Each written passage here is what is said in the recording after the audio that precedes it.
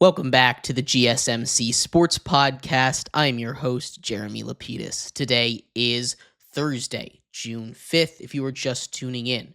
We just finished going over some wide receiver news here in the NFL. In this segment, we take a look at some quarterback news. We're going to start off with the Cleveland Browns, as they have one of, if not the most interesting quarterback situation of the entire offseason with the state of that quarterback room and the notoriety of one Shedeur Sanders. He is someone that has looked a little pretty impressive over his stretches at OTAs, at least of what we've seen.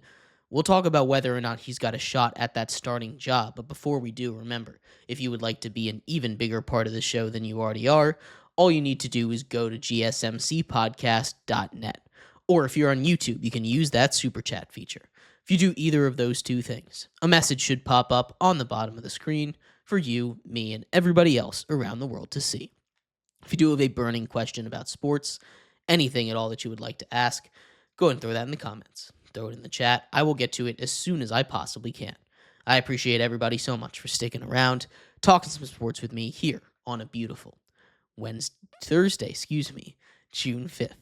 But like I was saying, we are going to get here into what's going on with Shedeur Sanders and the Browns. This is a very interesting quarterback battle here. Shedeur Sanders, of course, the big quarterback of note, drafted after Dillon Gabriel, a different rookie quarterback here, but still, it's going to be quite the competition. It's not just him that he has to deal with. It's not just the rookies. You have Joe Flacco over there, Super Bowl champion Kenny Pickett as well on that roster.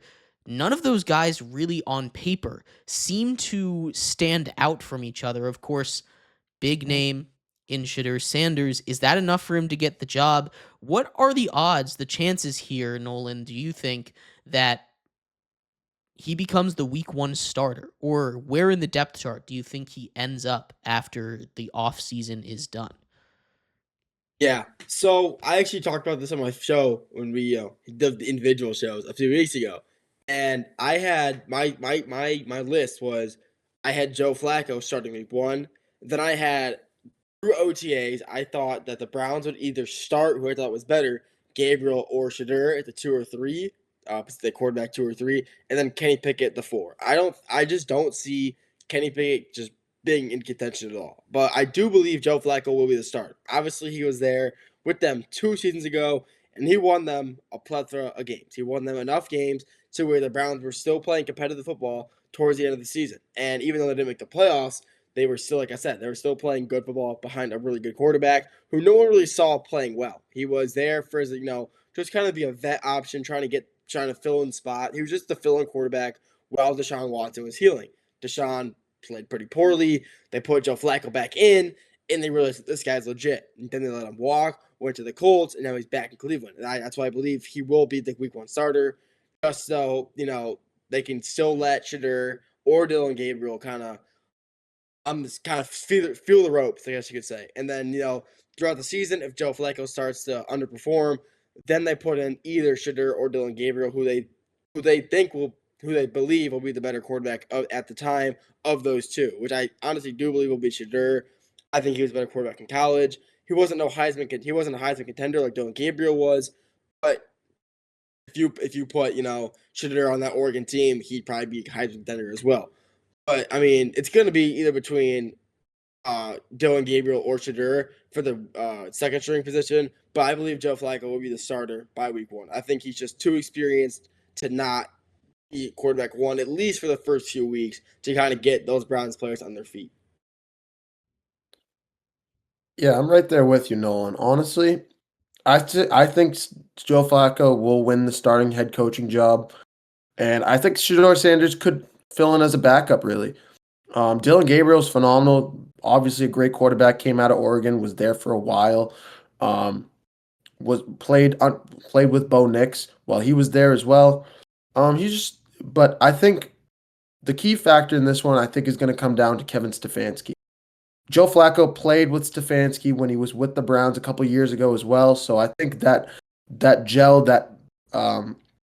that experience working together before, especially with an inexperienced young rookie quarterback group, I think that's how it's going to fall. I think Joe Flacco starts the season, and then however preseason goes, I think it's going to be a preseason battle between the rest of the guys.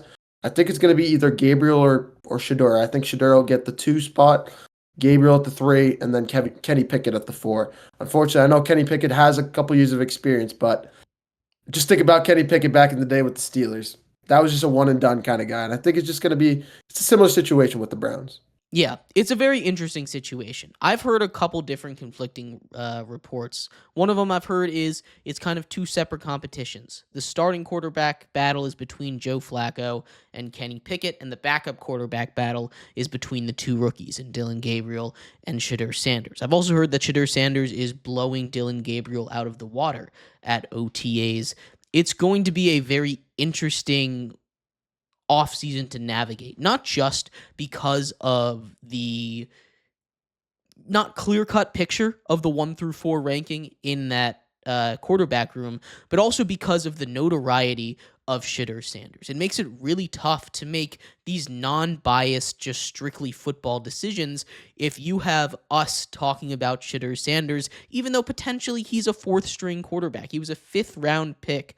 You got Raul over here in the chat cracking jokes saying the Browns have to retire Shedeur Sanders' number after he fails to make the practice squad, right? This is something that goes deeper than just his performance on the field, his performance in OTAs, in the preseason. There's going to be a lot, and when I say a lot, I mean a lot of outside pressure on the Browns to give this guy reps, get him out there, especially if your veteran Joe Flacco looks like he did last year. It's going to be a real question of not really if, but when Shedeur Sanders gets in there, especially if he looks good in OTAs and the preseason, which it seems like he's doing. How early on to the season, I know, Nolan, you gave a week, but how early on to the season do you think we see Shedeur Sanders? Give me like a earliest and a latest to kind of range situation. Earliest, I'll say by week 4. I think the earliest we could see Shedeur is week 4. I think they keep Joe Flacco in those first 3 weeks, regardless of the record, to still give Shedeur or Dylan Gabriel, whoever it is, that time to kind of just feel things out and see, if they through like actual practices when the actual practice, those practices mid season compared to like preseason are a lot different. There's a lot more contact. There's a lot more work into it. So I think they let those guys work in practice. I think the latest we see him is probably week like 7 or 8. I think they'll let him play at least a game or two. If they're also depends on the record. If they're fighting for if they happen to have a good record this year, they had a really good draft. They had a really solid draft, and I think that if they're fighting for a spot in the AFC North for that 1 or 2 seed, I think they'll leave Shedeur out a little longer. But if they're happen to have another poor season, they're only at 2 or 3. They're only at 2 wins by week 7 or 8. I think they start letting Shedeur get some minutes. But even if they have a good record, let's say they're 5-3 by week 8, I think they let Shedeur play. Let him get in some drives or two. Let him get him in a certain offense. Let's say they need a quarterback option type of offense. You're not going to let Joe Flacco run that. You're going to get Shedeur Sanders or Dylan Gabriel in there for a quarterback option, quarterback draw play, and see how they handle the environment there. Which I think so. Earliest I think we see him is week 3/4. Latest week 7 or 8. Yeah, I'm around the same timetable, honestly, Nolan. Barring an injury to Joe Flacco, which we've seen a couple times over the last few years, he is getting up there with age. Barring an injury, I think the earliest we see him is around week 3. And then the latest, probably, I don't think they plug him in around week 12, week 13. At that point, I think they just let the season ride. But if they start struggling early on, and if they're losing like close games and they're staying competitive in them, I could see them putting in a Shedeur Sanders sometime around week 7, week 8 to give themselves a chance in this year's AFC. I'm not saying that the AFC is weak or anything, but just to give them a chance, give them some experience, let them get out there on the field, and at least either if he has some early season struggles, let them go out or try to work through those issues early on, rather than say next year let them go unaddressed for about a year. Yeah, there's a lot of ways that this Browns season can go, not just in the quarterback room, but just in general. This is a Browns team that made the playoffs 2 years ago with Joe Flacco, and it's also a Browns team that had the second overall pick uh, in the draft, right? This year with how they performed in a very similar quarterback situation. So there's a lot of different ways that this season could go. It could be last year, it could be 2 years ago, and that could go either with both or either quarterback. I don't think Joe Flacco, like we've been saying, ends up starting the entire season. I do think you guys are right. He breaks camp as the starter. Just having that veteran presence, I don't think they're ready to throw Shedeur Sanders into the fires that is the NFL regular season right away. So he waits a couple weeks, but you go 2 weeks of bad Joe Flacco. You go 2 weeks of real gunslinger Joe Flacco where he has 4 interceptions. It's going to be loud. And I don't think it's going to take too much for Cleveland to make a change in a division like theirs. They have to compete with the Ravens. They have to compete with the Bengals. They have to compete now with Aaron Rodgers and the Steelers. It's going to be very, very tough for them to make noise. He could come in anywhere from week 2 really to week 16 maybe he just doesn't come in until week 17 if they're really that good in the playoffs. But there is no real timetable for Shedeur Sanders, although if anything goes slightly wrong, he's coming in at the first sign of trouble, because I don't think that the Browns, I think Jimmy Haslam had made them pick him, the owner, and he's going to come in and say, hey, things aren't going good. Bring Shedeur Sanders into the football game. Make him be our quarterback. But yeah. Good. Oh, I was saying, yeah. I mean, I still don't believe Joe Flacco will play bad. He has a better receiving room now than he did 2 years ago with that Browns team. You got, obviously, your receiver one, Jerry Jeudy. But still, I think, I still think he will get in minutes between. I think he will get. Yeah, I know you said between week 2 and 16. I think it's more between week 3 and 8. I think he will get minutes between that time. Whether it just be like a small play, like kind of the Commanders, how they use Marcus Mariota. I think they can use that sort of thing with the Browns with Shedeur. But you're not wrong. If Joe Flacco's playing well, he probably won't see the field until week 12, 13, 14. But like you said, if they can see him slowing down, he's getting pretty old. I know he's in his 40s. So I mean, if he takes a big hit or two, he might be down a little longer. It's time for Shedeur to step up and I mean, he's a 5th round pick, but hey, he's one of the best quarterbacks. He was, in my opinion, I think he was the best quarterback in college football this year, or one of them, behind Cam Ward.